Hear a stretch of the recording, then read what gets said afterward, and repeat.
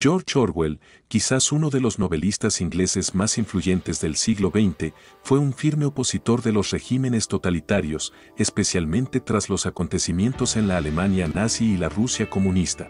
En su novela distópica 1984, describe cómo podría ser un mundo bajo un régimen autoritario, acuñando neologismos como crimen de pensamiento, gran hermano y doble pensamiento. Publicada en 1949, sigue siendo muy influyente en la cultura popular y probablemente hayas oído el término orwelliano antes. No es de extrañar que sea el adjetivo más utilizado derivado del nombre de un escritor moderno, incluso más común que kafkiano o maquiavélico. Sin embargo, a menudo se malinterpreta. Su novela más famosa, 1984, retrata una sociedad opresiva bajo un régimen totalitario y autoritario, junto con una vigilancia masiva. No obstante, el término orwelliano va mucho más allá, incluye el uso manipulador y engañoso del lenguaje para lavar el cerebro y controlar a la sociedad. No se puede imaginar nada más siniestro y absolutamente aterrador que una sociedad bajo el mundo distópico de 1984. Las personas están en un estado perpetuo de guerra, hambre, sin privacidad y bajo vigilancia las 24 horas del día. Enamorarse o escribir también se consideran crímenes, como actos de heterodoxia. El miembro ideal del partido es célibe, no fumador ni bebedor, cuyas únicas conversaciones giran en torno a los principios del INSOC, socialismo inglés, y que, como mucho, pasa una hora de su tiempo libre en el gimnasio, sin otro objetivo en la vida que derrotar al enemigo y cazar espías, saboteadores y criminales del pensamiento.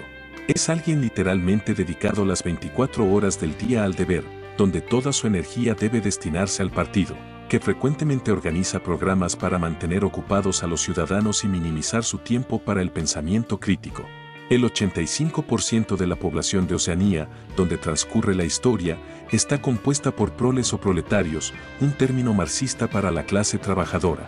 Son pobres, sin educación y viven en un estado de ignorancia dichosa. Son los únicos en número suficiente para rebelarse contra el régimen. Sin embargo, al Estado no le importa lo que piensen, ya que son incapaces de pensamiento crítico y, por lo tanto, de rebelarse. Son algo más libres que el resto, ya que no están bajo vigilancia ni necesitan adoctrinamiento en la ideología del partido.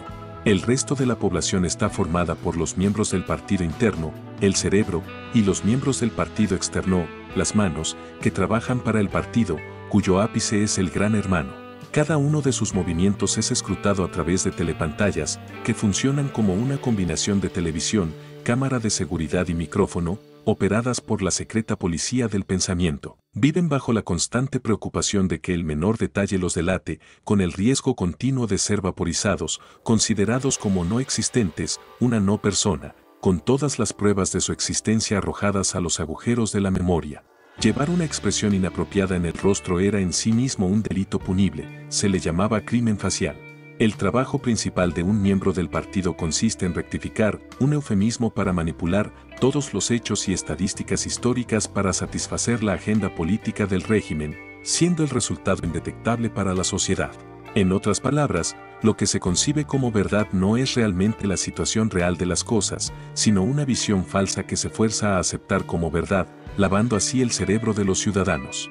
Los planes trienales, similares a los planes quinquenales de Stalin, eran planes para aumentar la producción industrial. Sin embargo, es dudoso que realmente expandieran la producción. Se usaban para dar una falsa sensación de mejora en la calidad de vida y mantener a la población satisfecha. Incluso se anunciaba un aumento en la ración de alimentos o ciertos artículos cuando en realidad se reducían, con los ciudadanos ajenos a esto y, por supuesto, celebrando el evento. Todas estas mentiras se fabrican en el Ministerio de la Verdad, uno de los 4 ministerios del partido. El Ministerio de la Paz se ocupa de la guerra, el Ministerio del Amor de la tortura y el Ministerio de la Abundancia del hambre. El lema del partido es, la guerra es la paz, la libertad es la esclavitud y la ignorancia es la fuerza. El control del gobierno sobre el lenguaje llega al extremo de eliminar palabras del idioma inglés para crear el dialecto oficial del neolenguaje, que tiene una gramática simplificada y un vocabulario restringido destinado a limitar la libertad de pensamiento y desalentar el pensamiento crítico que amenace la ideología del partido. Un pensamiento herético, que se aparte de los principios del INSOC, debería ser literalmente impensable, al menos en la medida en que el pensamiento depende de las palabras. Está diseñado para reducir el rango del pensamiento, eliminando sinónimos, antónimos, tiempos verbales, todas las ambigüedades y matices de significado fueron borrados. Malo se reemplazaría con no bueno, cálido con no frío, oscuro con no claro. El prefijo ++ se añadía para dar énfasis, como +, bueno para muy bueno, y así sucesivamente. Las personas que ejercen la libertad de pensamiento cometen un crimen de pensamiento o pensacrimen, que son pensamientos heterodoxos, no pienso bueno, que contradicen los principios del INSOC. La palabra libre solo significa la ausencia o falta de algo. Deja de significar intelectualmente libre y políticamente libre, ambos han sido reemplazados por pensacriminal.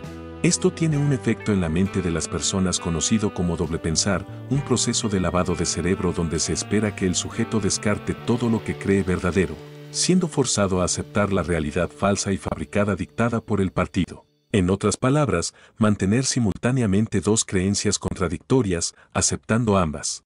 Una creencia puede parecerte real, pero se descarta como falsa, y otra es falsa pero es real a los ojos del partido, y por lo tanto, debe adoptarse independientemente de lo que creas. Tus pensamientos deben ser barridos bajo la alfombra. Es una especie de control de la realidad, que está en el corazón mismo de la ideología. Es un mundo donde se viola la privacidad de tu proceso de pensamiento, y si te atrapan con un crimen de pensamiento, puede resultar en ser vaporizado o pasar 25 años en campos de trabajo forzado, llamados campamentos de alegría. O peor aún, ser llevado a la habitación 101, el lugar donde te enfrentan a tu peor pesadilla, única para cada individuo. Es un mundo inundado de palabras que se contradicen a sí mismas en el espíritu del INSOC. Esto exige una alteración continua del pasado y despojarte de toda lógica y racionalidad, incluso de las leyes de la naturaleza. Para esto, uno debe estar aislado del pasado y salvaguardar la infalibilidad del partido. Esta falsificación diaria del pasado es llevada a cabo por el Ministerio de la Verdad y es absolutamente necesaria para la estabilidad del régimen, siendo la mutabilidad del pasado el principio central del INSOC. Después de todo, los eventos pasados solo sobreviven en registros escritos y en memorias humanas. Y dado que el partido controla completamente ambos, el pasado es lo que el partido decide que sea. Quien controla el pasado controla el futuro, y quien controla el presente controla el pasado. Todo lo que ocurre en la mente es lo que realmente ocurre. La mente desarrolla lo que se conoce como paradelito, un proceso automático de detenerse en seco, como por instinto, ante la posibilidad de cualquier pensamiento peligroso. No hay absolutamente ningún plan para tener otro tipo de sociedad. La guerra está siempre presente y lo ha estado durante los últimos 25 años entre los tres superestados, Oceanía, Eurasia y Asia Oriental. Una guerra por el territorio disputado que nunca llega realmente a las fronteras de los superestados. Las alianzas cambian, lo que tiene un impacto dramático en la sociedad de Oceanía, donde los miembros del partido del Ministerio de la Verdad trabajan incansablemente para erradicar toda documentación pública y evidencia de haber estado alguna vez en alianza con el enemigo, haciendo que el público piense que siempre han estado en alianza con uno de los superestados y nunca con el otro. El partido también organiza eventos como los 2 minutos de odio y la semana del odio, operaciones psicológicas diseñadas para aumentar el odio de la población hacia el enemigo actual del partido. En realidad, los tres superestados son incapaces de destruirse mutuamente. La guerra no significa más que una escasez continua de bienes de consumo y el ocasional impacto de un misil que causa estragos entre la gente y que muy bien podría ser lanzado por el propio Estado. Es siempre la misma guerra. No hay nada por lo que luchar en un sentido material, solo por la mano de obra para producir bienes, pero que nunca se distribuyen al público. Se usan únicamente para fabricar más armas de guerra y artillería. En otras palabras, la guerra constante es una forma de destruir posesiones materiales que de otro modo podrían terminar en manos de las masas, haciéndolas cómodas y, por lo tanto, a largo plazo, demasiado inteligentes, lo que significa que podrían rebelarse. La guerra siempre está planificada para consumir cualquier excedente que pueda existir después de satisfacer las necesidades básicas de la población. Y dado que no es posible una victoria decisiva, no importa si la guerra va bien o mal. Solo hay guerra, y el único avance científico se refiere a la guerra. Esto ayuda a preservar la atmósfera mental especial que una sociedad jerárquica necesita, manteniendo intacta la estructura de la sociedad. La propia palabra guerra, al volverse continua, deja de existir. En otras palabras, una paz permanente entre los superestados sería lo mismo que una guerra permanente. porque en ese caso, cada superestado seguiría siendo un universo autocontenido, libre de influencias externas. Esto es lo que constituye el verdadero significado detrás del lema del partido: la guerra es la paz. La historia termina con el personaje principal, Winston Smith, siendo torturado en el Ministerio del Amor para hacerle decir que 2 y 2 son 5. Y más tarde, tras ser encontrado culpable de odiar al Gran Hermano, es enviado a la habitación 101, donde es torturado con su peor pesadilla, finalmente quebrándolo y rindiéndose. Esta es su arma definitiva: amenazar con algo que no puede soportar, ni siquiera pensar. ¿Quieres que le ocurra a la otra persona, a la persona que más amas? No te importa lo que sufra, al final, solo te importa tú mismo. Y después de eso, ya no sientes lo mismo hacia la otra persona. Dejas de ser un individuo y te conviertes en parte de la masa colectiva. Porque el verdadero poder es el poder sobre los seres humanos, sobre el cuerpo, pero sobre todo, sobre la mente. Así que recuerda, la próxima vez que escuches la palabra orwelliano, no se trata solo de vigilancia constante y un gobierno intrusivo, eso es simplemente autoritario. Sin embargo, si hay un uso engañoso y manipulador del lenguaje, como un lenguaje político diseñado para hacer que las mentiras parezcan veraces o que las atrocidades sean aceptables mediante eufemismos, eso es orwelliano.